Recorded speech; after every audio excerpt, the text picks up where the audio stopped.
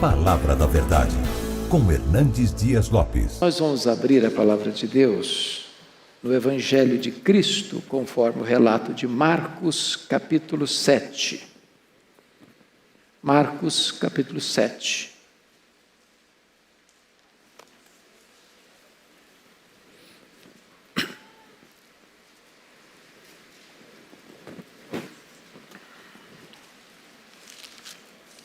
Versos 31 ao verso 37.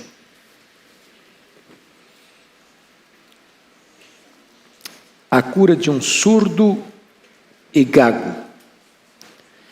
De novo se retirou das terras de Tiro e foi por Sidom até ao mar da Galileia, através do território de Decápolis. Então lhe trouxeram um surdo e gago e lhe suplicaram que impusesse as mãos sobre ele.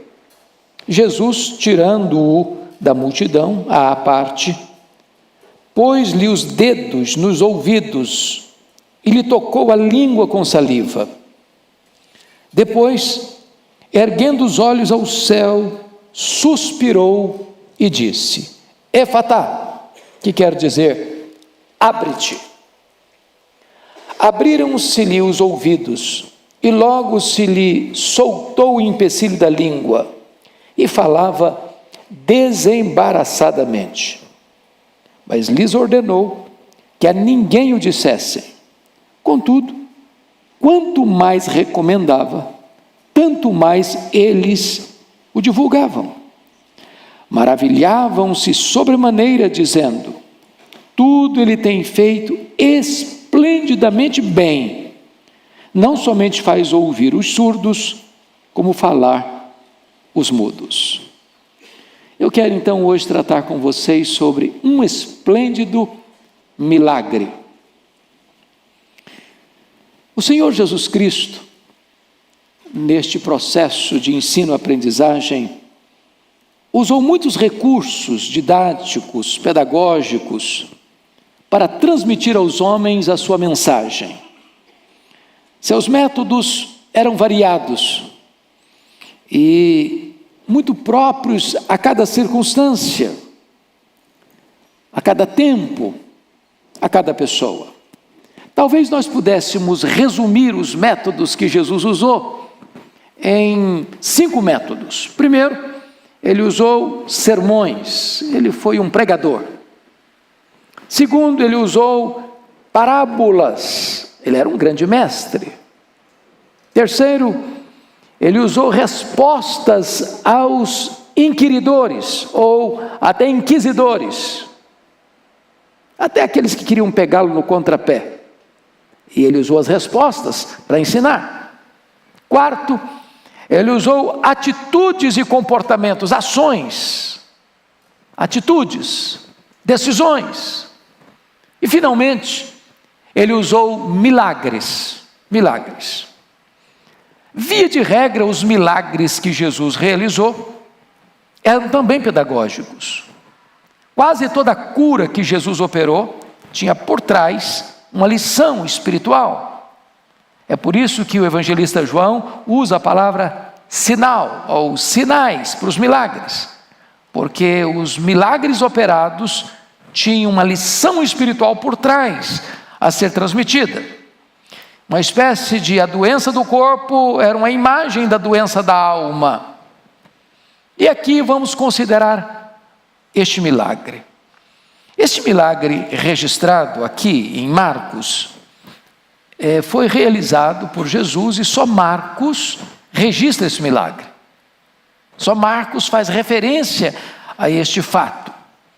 E eu quero destacar então aqui algumas lições para o nosso ensino nesta noite. A primeira lição que salta aos olhos nesse texto é a compaixão de Jesus. Então, todos com a Bíblia aberta comigo, vamos considerar o primeiro verso 31. De novo, se retirou das terras de Tiro e foi por Sidom até o mar da Galileia, através do território de Decápolis. Por que é importante frisar isso? E aqui está a compaixão de Jesus.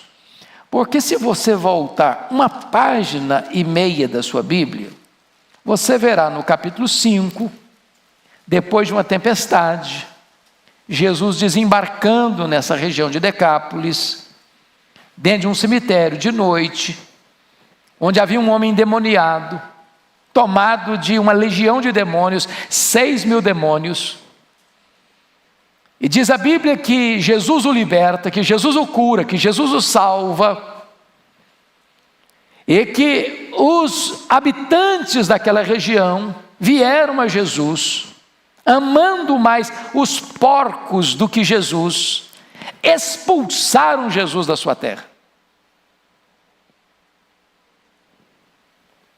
E o homem curado, liberto, salvo, suplica Jesus para acompanhá-lo. E Jesus: não, você não vai me acompanhar. Volta para casa, fala para sua família o quanto Deus fez por você.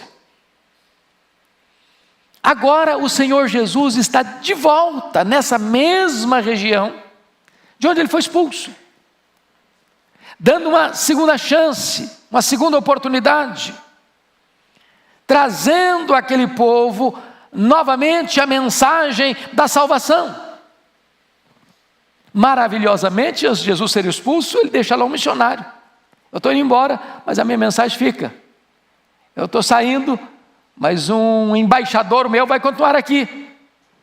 E agora Jesus está de volta. E este gesto de Jesus, de voltar a um lugar de onde ele for expulso, retrata para nós a sua grande benevolência.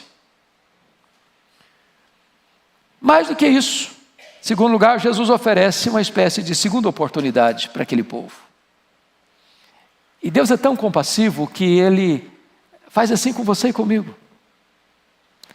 A sua presença aqui hoje pode ser, Deus está dizendo o seguinte: olha, eu estou lhe dando mais uma chance, estou lhe dando mais uma oportunidade. Eu não abro mão de falar o seu coração, eu não desisto de fazer uma obra na sua vida.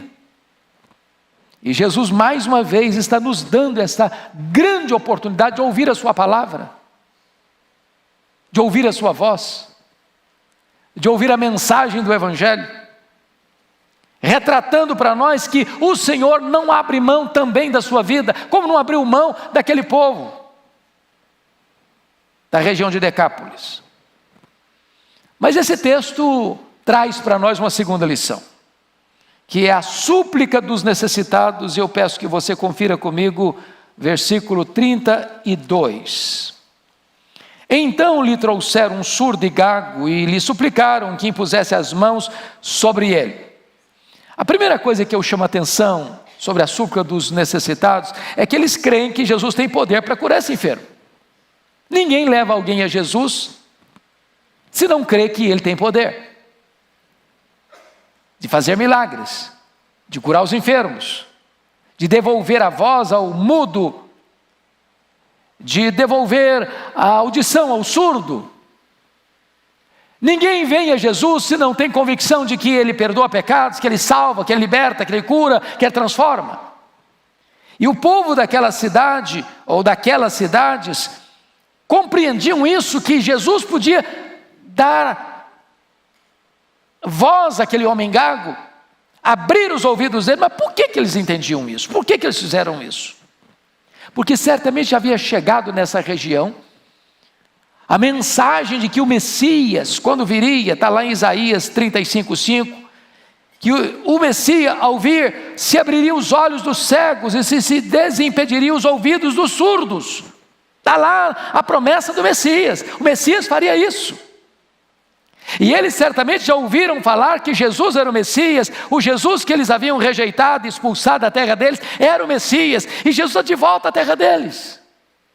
E agora eles têm um amigo, eles têm um homem que é gago, que é surdo, e eles, entendendo que o Messias, quando viria, abriria os olhos dos cegos e se desimpediria os ouvidos dos surdos, levam este homem a Jesus, para que ele fosse curado. É curioso que esta palavra que aparece, que ele era gago, ela só aparece aqui em toda a Bíblia. Ela só aparece aqui neste Evangelho. E esta palavra retrata aquilo que lá na Septuaginta foi traduzido, verso Isaías 35:6, a língua dos mudos cantará. Então a expressão gago aqui não era só gago, não, o cara era mudo mesmo. É por isso que lá no último versículo, está escrito: tudo ele tem feito esplendidamente bem, não somente faz ouvir os surdos, como falar os mudos. A impressão que tem é que o homem produzia um barulho, um ruído inarticulado, indecifrável, inaudível, incapaz de dizer uma palavra que tivesse sentido, nexo. E então o Senhor Jesus está aqui cumprindo o desejo daquelas pessoas que compreendiam que quando o Messias viesse, a língua dos mudos iria cantar, que os mudos gritariam de alegria. E Marcos viu o cumprimento da palavra de Isaías no ministério de cura do Senhor Jesus. Agora, me chama a atenção um fato. Volte de novo o seu olhar para o verso 32. Então lhe trouxeram um surdo e gago e lhe suplicaram que impusesse as mãos sobre ele. Eu acho isso muito curioso, porque as pessoas esperam um milagre, mas escrevem a liturgia de como Jesus deveria fazer o milagre. Na cabeça deles, para Jesus curar, ele tinha que pôr as mãos. E é curioso que, embora eles estivessem vindo com essa expectativa de que Jesus faria daquele jeito, do jeito que eles queriam, com o método que eles queriam, Jesus não fez. Lembra lá do Eliseu e do Naamã? Quando Naamã chega leproso e ele é informado que tem um profeta de Deus, e o Eliseu nem recebe o camarada com as honras que ele achava que merecia, porque ele achava que ele era celebridade. E o pastor Ival pregou um sermão hoje sobre a questão da celebridade. Célebre, só Deus o é. E ele ficou muito aborrecido, porque o Eliseu disse: não, manda lá mergulhar no Jordão 7 vezes. Mas não é possível. E eu esperava que ele viesse, pusesse as mãos, fizesse uma oração assim, desse jeito, daquele jeito, para ser curado. Às vezes nós temos essa expectativa que Deus vai fazer do nosso jeito, do nosso gosto, do nosso tempo, da nossa maneira, com a nossa liturgia. Todos nós, às vezes, achamos que Ele só pode fazer desse jeito, do jeito que eu entendo, né? E eu fico olhando, por exemplo, a história do José, né? O pastor Ival deu uma aula hoje e tratou desse fato que Deus falou lá para o Abraão, em Gênesis 15, 13, que a descendência dele iria para o Egito, passaria lá 430 anos. E o que nós jamais podíamos esperar é que a providência para a realização desse plano fosse uma providência carrancuda. Que fosse um José odiado pelos irmãos, vendido pelos irmãos, levado para lá como escravo, chegou lá, foi revendido e sofreu 13 anos, injustiças e mais injustiças. E naquela providência carrancuda, a face de Deus era sorridente e Deus estava escrevendo um plano maior. Para que José compreendesse depois: vocês me mandaram para cá como escravo, mas foi a mão de Deus que me trouxe. Vocês intentaram mal contra mim, mas Deus transformou em bênção. Então Deus é soberano para agir. Mas cuidado, Ele não vai agir exatamente do jeito que você gosta, do jeito que você quer, do jeito que você espera, do jeito que você tem expectativa. Ele é livre para agir. Ele é livre. O seu modo é superior ao nosso, Ele é melhor que o nosso. Mas notem comigo ainda que esses homens que levam esse homem, revelam uma profunda compaixão por esse enfermo. Porque o verso 32 diz que trouxeram esse enfermo. E pediram para Jesus, suplicaram a Jesus que impusesse as mãos sobre ele.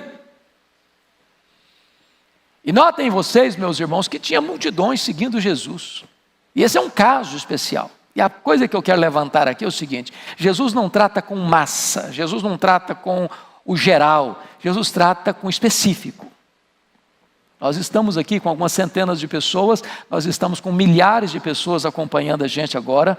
Eu quero dizer que Jesus conhece você, está tratando com você.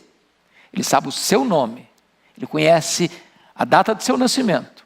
Ele conhece você até antes de você ser concebido. Ele sabe o seu endereço, sabe o seu CPF, tem a sua ficha.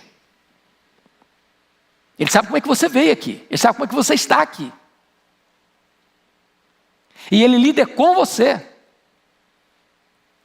A ponto de você pensar, meu Deus, Ele está falando comigo. É só comigo. Porque é assim que Deus faz. Ele trata com você. Com a sua necessidade, com o seu problema, com a sua luta, com a sua dor, com a sua angústia, com a sua crise, com as suas doenças emocionais, existenciais. Jesus não considerou aquele homem meramente como um caso, Ele considerou aquele homem como um indivíduo. Mas mais do que isso, eles trazem esse enfermo e eles têm a capacidade de intercederem por ele. Conforme o verso 32, então lhe trouxeram um surdo e gago e lhe suplicaram que impusesse as mãos sobre ele. Eu acho isso aqui preciosíssimo, meus amados irmãos, porque aquele homem estava com a sua porta trancada para Deus. Ele era gago, e aqui a ideia de gago era de mudo mesmo.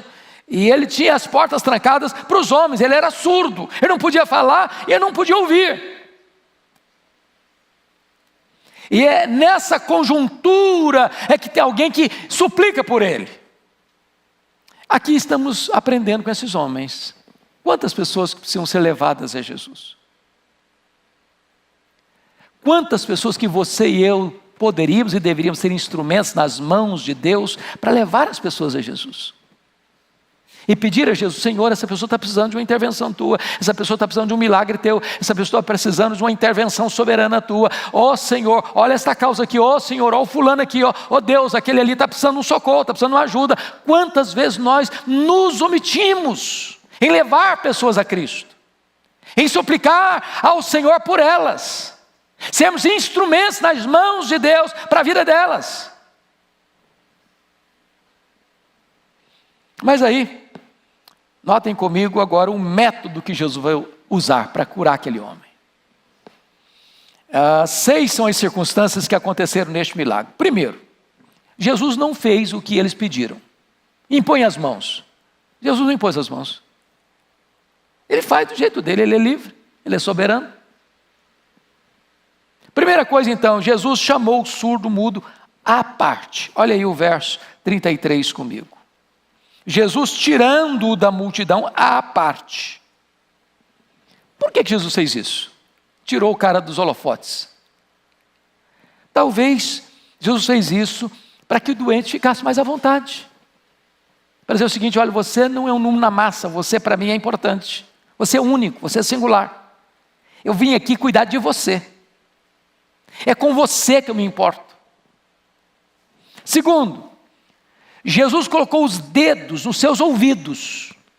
Olha a liturgia de Jesus aqui, olha o ritual de Jesus. Botou o dedo nos ouvidos, para quê? Para criar ponto de contato com seus sentidos, para despertar fé. Terceiro, Jesus pôs saliva em sua língua. Versículo 33. E lhe tocou a língua com saliva, para quê? Para indicar-lhe que algo deveria ser feito pela sua língua, e ele iria fazer isso. Quarto, Jesus levantou os olhos para o céu. É isso que está escrito aí, versículo 34. Depois erguendo os olhos ao céu, mostrando a sua total dependência de Deus. Quinto, está escrito aí no verso 35, suspirou. A ideia aqui é de um grande suspiro, mostrando que aquilo que machucava aquele homem, trazia dor àquele homem, segregação social àquele homem, mexia com ele. Os dramas nossos mexem com o coração de Jesus. Ele não é indiferente à sua dor, ele não está distante de você, ele se importa com você, ele sabe o que você está passando, e ele se importa com isso. Isso traz um suspiro na alma de Jesus. Mas em sexto lugar, Jesus pronunciou uma palavra de virtude, Efatá, Efatá, que quer dizer, abre-te. É a palavra de poder, é a palavra de autoridade, é a palavra do onipotente, é a palavra do médico dos médicos, é a palavra do Salvador, é a palavra que traz cura e libertação para aquele homem. Então nós poderíamos resumir esta liturgia de Jesus na realização desse milagre em 3 pontos. Primeiro, Jesus realiza esse milagre longe dos holofotes, verso 33, Jesus tirando-o da multidão à parte. Eu fico encantado com Jesus, porque, pegando carona de novo na pregação de hoje de manhã, eu disse ao pastor que apreciei muito a mensagem, está na contramão das celebridades de hoje. Tem gente que quando aparentemente vai fazer um suposto milagre, ele chama a imprensa, ele acende as luzes, ele bota o microfone na boca da pessoa, ele faz propaganda, ele quer se enaltecer, ele quer aparecer. Alguns botam outdoor, outros fazem um discurso de autoelogio, outros batem palmas para eles mesmos, outros fazem um solo do hino, quão grande é a estúdio diante do espelho.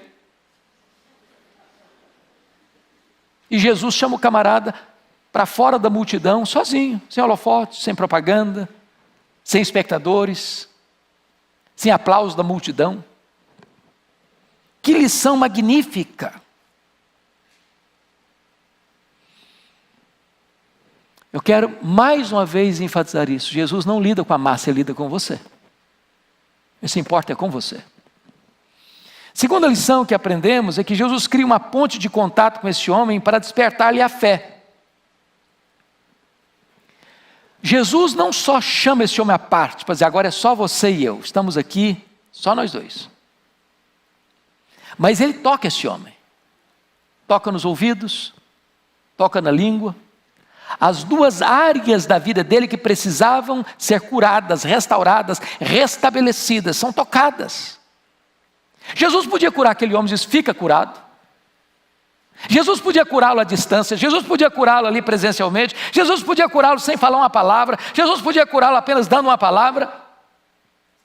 Mas Jesus dá um passo a mais. Ele está num território gentílico. Ele não está no meio dos judeus que conheciam a lei, que conheciam profundamente as escrituras, não. Ele está no meio de um povo que ouviu longamente, vagamente. Ele está no meio de um povo que talvez escutou aquele missionário que foi enviado para eles, o gadareno curado, liberto, salvo, que foi missionário, né, na terra deles. Talvez ele tinha uma informação tão pequena, tão ainda limitada, e Jesus cria pontes de contato para despertar no coração dele a genuína fé.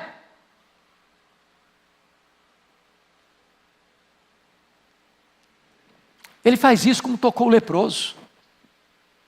Leproso que não podia ser tocado, tomado de lepra. E o homem disse para Jesus, se tu quiseres, tu podes purificar-me. E Jesus, profundamente compadecido dele, tocou e lhe disse, quero, fica limpo. Imediatamente o homem ficou limpo.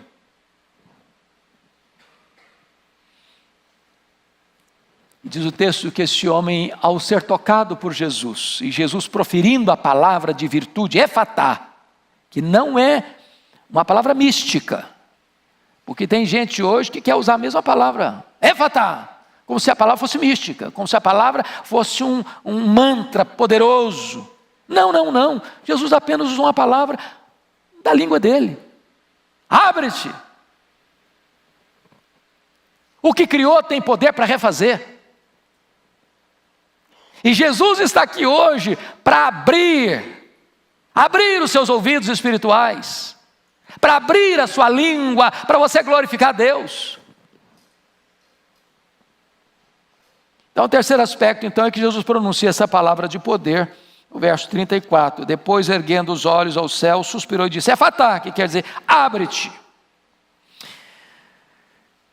Amados irmãos, eu quero dizer hoje a você que Jesus está aqui. E Ele é o que pode pronunciar essa palavra com virtude. Porque o poder não está na palavra proferida, está naquele que proferiu a palavra. E hoje Ele pode abrir a sua boca, hoje Ele pode abrir os seus ouvidos, hoje Ele pode abrir o ventre de mulheres que querem engravidar e não estão conseguindo, porque Ele faz com que uma mulher estéril seja alegre mãe de filhos. Hoje Ele pode abrir aqui as prisões, as cadeias do vício, das mazelas morais. Hoje Ele pode abrir o coração para a fé salvadora. Hoje Ele pode abrir as Escrituras e tirar a venda dos nossos olhos, para entendermos quem Ele é. Ele está aqui hoje, com esta palavra de poder. Mas em quarto lugar, veja comigo o verso 35, que Jesus cura o enfermo imediata e completamente. Está escrito assim: abriram-se-lhe os ouvidos e logo se lhe soltou o empecilho da língua e falava desembaraçadamente. Eu queria chamar a sua atenção para esse fato. Se você ler os milagres operados por Jesus, não houve aquele tipo de milagre que a pessoa está curada, mas a pessoa sai capenga, sai mancando, os sintomas ainda estão lá, né? Aí tem gente que está curado, joga a muleta, o cara sai troncho. Não, com Jesus não tinha isso não. Está curado mesmo. Sem nem fazer fisioterapia. Paralítico de 38 anos sai pulando. Está enxergando mesmo. Não precisa usar óculos com tantos graus, mas não. Está ouvindo. Você botou o aparelhinho para melhorar a audição. Não está escutando mesmo. O gago não tropeça mais nas palavras. Fala fluentemente. Eu quero dizer para você hoje, meu amado, que Jesus está aqui e Ele pode curar você, e Ele pode perdoar você, e Ele pode salvar você totalmente, completamente, imediatamente.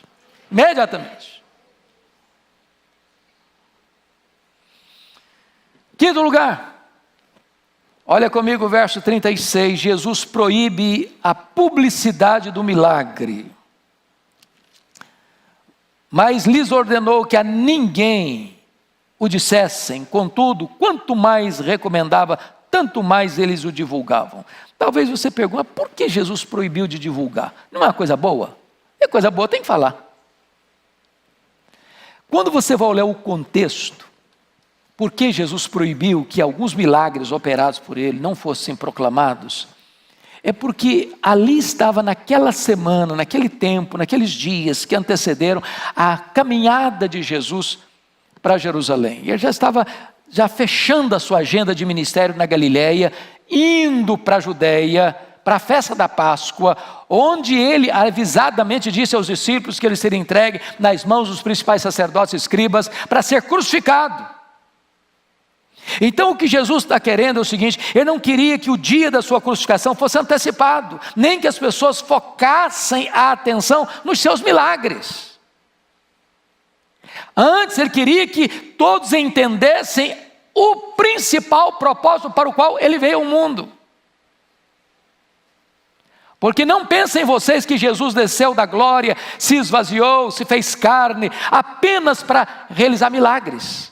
Curar os enfermos, libertar os cativos, endemoniados, ou limpar os leprosos, ou ressuscitar os mortos. Ele fez isso como sinal, como evidência, como prova de que Ele era o Messias, de que Ele era o enviado de Deus. E a prova de que Ele era o Messias é que o Messias veio como o Cordeiro de Deus que tira o pecado do mundo. Ele veio para morrer, Ele veio para ir para a cruz, porque foi lá na cruz que Ele decretou a nossa libertação. Foi lá na cruz que Ele comprou-nos e redimiu-nos do pecado e nos salvou com o seu sangue.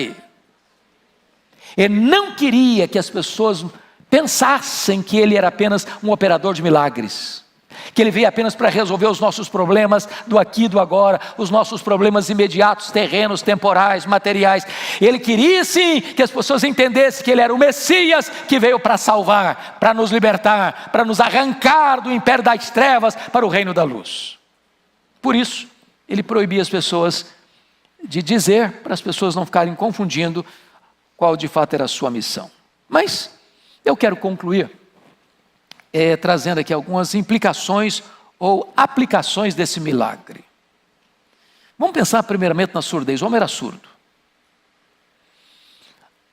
Hoje, quando você fala em surdez, há vários tipos de surdez. Existe a surdez congênita, existe a surdez temporária, existe a surdez artificial, existe a surdez moral.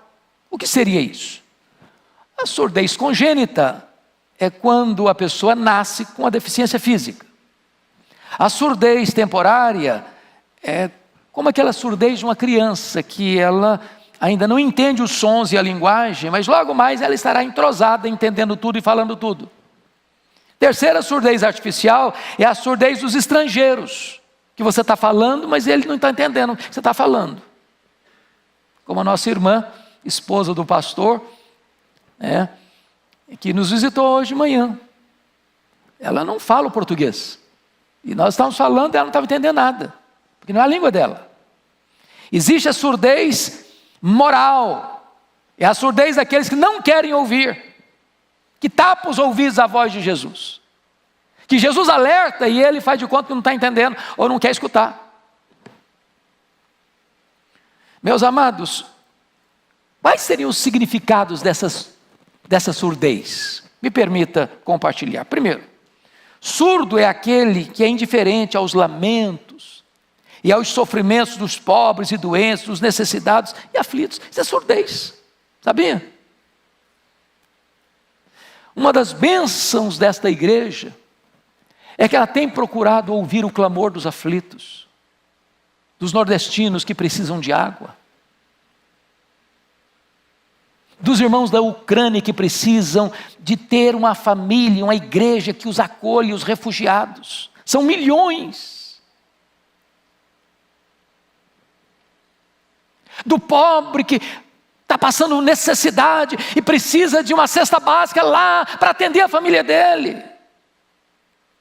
Se nós não ouvirmos o clamor dos necessitados, nós somos surdos, deficientes. Jesus alertou: estive com fome e não me deste comer, estive com sede e não me deste beber, estive forasteiro e não me abrigaste. Segundo, surdo é aquele abastado que se isola nos seus palacetes, cercado de altas muralhas, de cães adestrados, de guardas armados, para que até lá não chegue a voz do pobre e do necessitado. É surdez. Como Jesus pontuou aquele homem rico que vestia-se de púrpura e de linho finíssimo e que todo dia regalava nos seus banquetes, e à porta dele havia um mendigo chagado, querendo comer as migalhas que caíram nas suas mesas. Às vezes nós não queremos ouvir, nos incomoda ouvir o choro, o grito desesperado do que precisa de um braço estendido, de uma mão estendida, de um bolso aberto, de uma casa aberta. E esta igreja quer ouvir a voz que clama por socorro e por ajuda. Terceiro, surdo é aquele que tem os ouvidos fechados aos conselhos e admoestações do bem. Quantos filhos surdos para o conselho dos pais? Quantos filhos que não escutam o conselho? Meu filho, não vá, não faça, não ande com esse, com aquele, não vá em determinado lugar, não faça isso. Quantos filhos arruinaram a sua vida? Quantos filhos fizeram casamentos atropelados porque não ouviram o conselho dos pais, foram surdos ao conselho dos pais?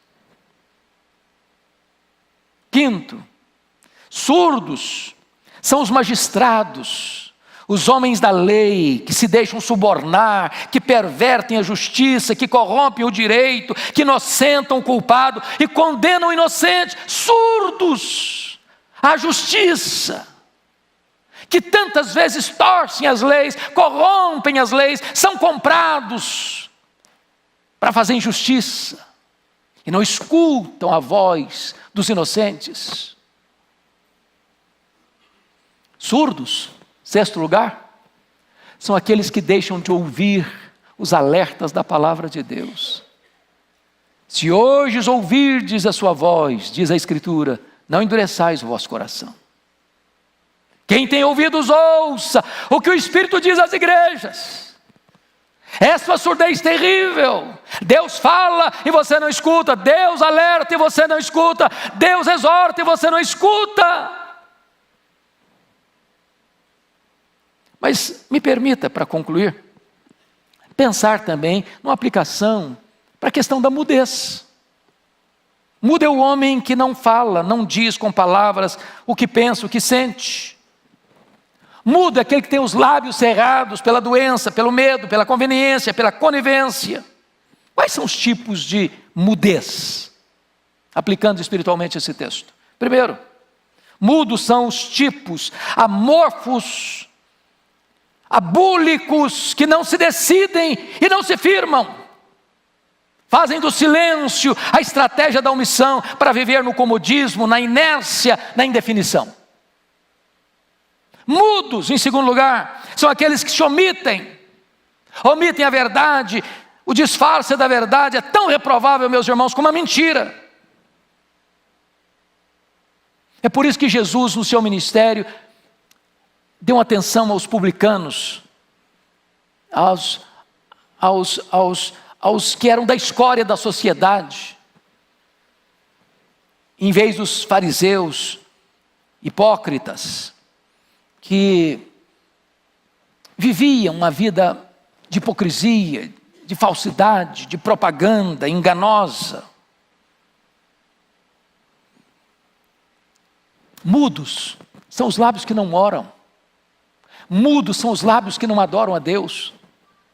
Mudos são os lábios que sabem murmurar, de reclamar, mas que não agradecem.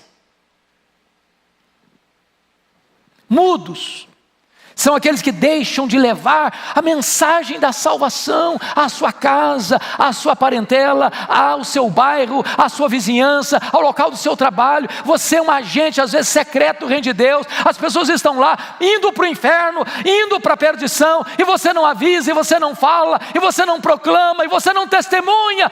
Mudez espiritual. Alguém já disse que o mundo é mais infeliz pela omissão dos retos do que pela malícia dos maus. O mundo é mais infeliz pela mudez dos cristãos do que pela loquacidade dos incrédulos. Mas eu quero concluir com o verso final. Olhem comigo o verso 37, por favor.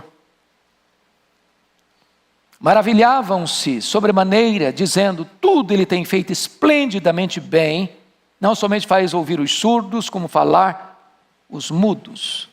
Eu quero dizer para você que quando Jesus faz um milagre, as pessoas se admiram. E as pessoas vão se admirar ao ver o milagre de Jesus na sua vida. A mudança, a transformação. Elas vão se admirar. Alguns não admiram mesmo. Nada em Cristo. Chegaram a acusar Jesus de Beelzebu, de endemoniado, de beberrão, de comilão. Não admiram, apesar da beleza dele. Alguns admiram as coisas que Cristo faz, mas não admiram quem Cristo é. Mas louvado seja Deus, meus amados irmãos. Hoje você e eu viemos aqui porque nós admiramos Jesus, quem Ele é e o que Ele faz. Mas finalmente os milagres de Cristo revelam as obras perfeitas de Deus. Quando o Senhor criou todas as coisas, está lá em Gênesis capítulo 1.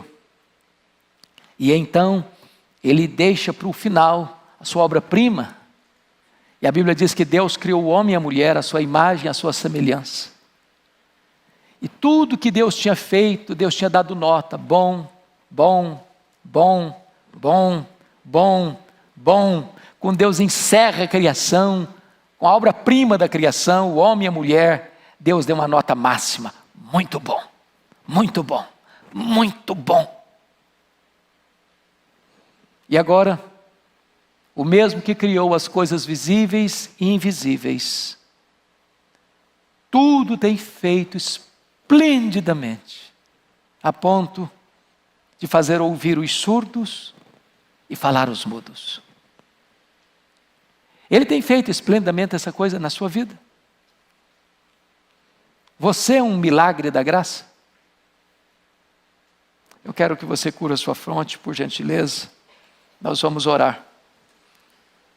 Porque o mesmo Jesus Todo-Poderoso está aqui. E Ele é o mesmo ontem, hoje, eternamente o mesmo. E Ele não só fez, Ele faz e continuará fazendo. E hoje Ele pode fazer algo extraordinário na sua vida. O que é que você está precisando? Ele vai fazer do jeito dele, da forma dele. Mas há poder nele para dizer na sua vida: Éfatá, E o milagre acontece. E as correntes se quebram. E a luz chega. E a voz do Evangelho ecoa. E tudo se faz novo na sua história e na sua vida. Senhor Deus, nós te adoramos. Nós te adoramos. Porque nesta noite a tua palavra tão preciosa e rica foi lida, foi exposta. Mas reconhecemos, ó Deus, que nós só podemos falar aos ouvidos. E só o teu Espírito pode falar aos corações. Então, Deus, aquilo que nós não podemos fazer, fazes tu, ó Senhor. Aplica esta palavra ao coração daqueles que estão lá nos assistindo em casa, nos mais diversos lugares do mundo agora. Aqueles que estão lá em casa, com as suas lutas, com seus dramas, com as suas deficiências. Faz um milagre, Senhor. Manifesta o teu poder. Aqueles que vieram aqui hoje a esta casa, congregados aqui conosco, ó Deus, tu conheces cada pessoa, tu conheces a história de cada um, onde a tua mão precisa tocar na nossa vida, toca naquela área que precisa ser tocada, que precisa ser curada, que precisa ser restaurada. Ó meu Deus, manifesta o teu poder nesta noite, glorifica o teu santo nome, exalta o teu santo servo Jesus. E faz milagres aqui, Senhor, para que o teu nome seja exaltado, para que Jesus seja honrado, para que a tua glória se manifeste neste lugar. Oramos com gratidão em nome de Jesus. Aleluia. Amém.